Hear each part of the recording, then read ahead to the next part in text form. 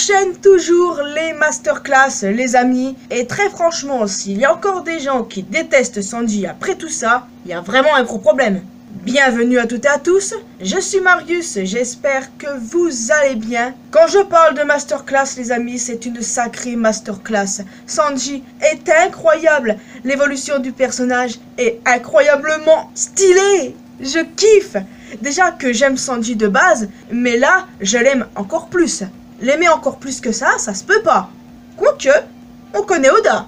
Donc s'il y a encore des gens qui détestent le personnage, je vous défie de me dire pourquoi, c'est pas possible, c'est plus possible en tout cas. Enfin, nous allons parler de tout ceci, mais avant ça, un mot sur la première page. Même si je sais que ça sert à rien, vous me connaissez.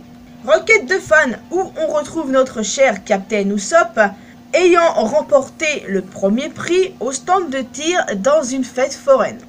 Usopp, best sniper ever, évidemment. Dès le début du chapitre, on retrouve Momonosuke ayant réussi à attraper les nuages de Kaido et tentant de ralentir l'avancée d'Onigashima. J'aime énormément le traitement du personnage de Momonosuke et pour moi il ne me fait absolument aucun doute qu'il arrivera à retenir l'île le temps qu'il faut, le temps que tout le monde puisse terminer leurs combats respectifs. Et en parlant de combat, on passe direct au combat entre Sanji et Queen. Ici, on nous montre que Queen peut utiliser toutes les techniques des Germains, hormis Reiju, et très honnêtement, moi je trouve ça incroyable. Du sens que Sanji se retrouve confronté au mélange parfait de ses frères. Une parfaite conclusion pour notre cuistot qui rejette le Germain. Et ça serait aussi une façon de les surpasser. On a pu constater que Queen cherche à surpasser Judge et sa technologie, il cherche à montrer que c'est lui le génie. Et d'un côté, ça explique pourquoi il voulait tant que Sanji utilise sa Red Suite. Il voulait montrer sa supériorité. Quand j'y pense, c'est assez logique, oui. Sanji, quant à lui, a fini par accepter son nouveau corps ainsi que l'éventualité de mourir s'il venait à changer. Ce qui, je le redis, n'arrivera pas, absolument. Ceux qu'en doutent, là encore, ils ont pété un câble. On finit par apprendre que c'est Queen qui a frappé la geisha, car cette dernière a tout simplement refusé ses avances. C'était logique que Sanji n'avait rien fait à cette fille. Ceux qu'en doutaient, vous êtes vring vring dans la tête.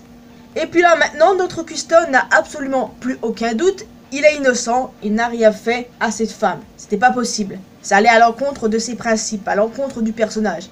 De plus, pour moi, il ne fait absolument plus aucun doute que Sanji est devenu bien plus fort qu'il n'était au début de l'arc. Clairement, la dernière case où il frappe Queen d'une façon incroyablement stylée m'a beaucoup fait penser pour le coup à la fin du combat entre Sanji et Jabura.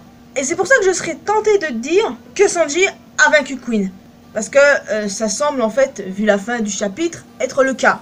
Mais très honnêtement, j'ai toujours un doute. Que Sanji ait vaincu Queen, c'est comme s'il avait enfin surpassé ses frères, ceux qui l'ont martyrisé enfant. Et c'est franchement symbolique, je trouve. Il a pris sa revanche en quelque sorte. J'aime me dire ça. L'évolution de Sanji dans cet arc est tout simplement incroyable. Vraiment, je l'aime trop, je l'aime trop. Et puis si vraiment il a vaincu Queen là maintenant, ça ne me dérangerait pas. Même si j'ai toujours un doute, ça ne me dérangerait mais absolument pas. Et c'est pour ça qu'il me tarde de voir Zoro défoncer King. Ah, Sanji et Zoro, je les aime tellement de la même manière, c'est fou. Très clairement, il n'y a pas besoin de les comparer. Ils sont tous les deux dignes d'être les ailes du futur roi des pirates. Clairement. Ah, je les aime trop les deux. Ah, je les aime trop. Pas de chapitre cette semaine du coup. C'est dommage parce que j'avais très envie de voir si Sanji avait bien battu Queen. Il va falloir attendre la semaine prochaine. Ouais. Bon écoutez, il me tarde de voir la suite comme d'habitude. Et puis n'hésitez pas à me dire si vous pensez si Queen du coup a été vaincu. Ou si vous pensez qu'il n'est toujours pas. Parce que c'est vrai que quand j'y pense, le combat entre les deux dure depuis un petit moment déjà, n'est-ce pas? Je sais plus depuis le combienième chapitre, mais il dure depuis un moment et donc que ça, ce soit le final, ne m'étonnerait pas. Parce que oui, comme je vous disais, ça me fait beaucoup penser à la fin du combat entre Sanji et Jabura et je trouve que du coup ça sonne comme un final. Donc on verra bien dans le prochain chapitre, à moins qu'on passe sur autre chose directement, sur Zoro contre King. Normalement c'est ça la suite logique, si Sanji a vaincu Queen.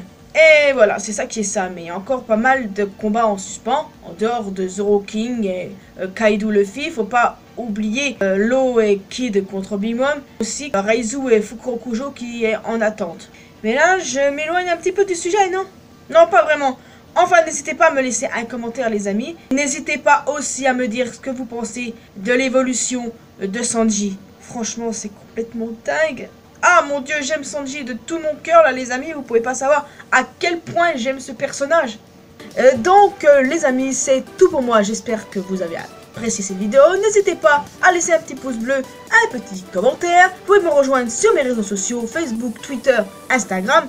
N'hésitez pas à rejoindre la communauté Mariusienne sur Discord. Et surtout, abonnez-vous à cette chaîne et à la chaîne secondaire pour qu'on puisse se retrouver dans une prochaine vidéo. Portez-vous bien, les amis. Ciao!